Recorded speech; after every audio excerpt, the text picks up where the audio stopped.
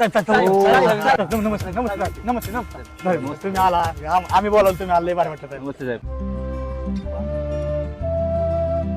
आतापर्यंत आयुष्यात खूप येऊन गेल्या मुली, भ्रष्ट नेत्याची गाठ घ्यायला आलोय मी कवी आबुली.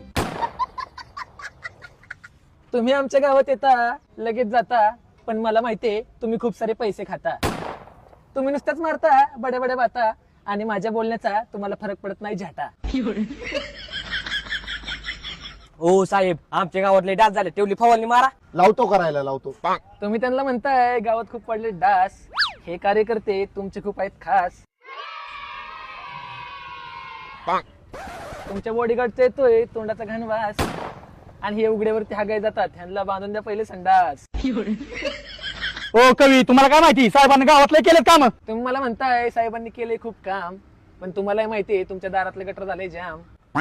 बिनादाम तुम्ही ह्यांच्या मागे पळता, हे काढतात तुमचा घाम, आणि ह्याला माझ्या नजरेतून लवकर लांब करा, नाही त्याच्या गाडीला लावली मी बाम. ए पोरांनो, चला येतो मी. चला चला चला.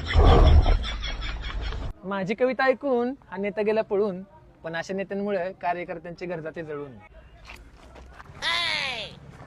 काम करण्यासाठी ते पाचतात तुम्हाला दारू, पण आज माझं लय अंग दुखतंय, आज मला नका मारू.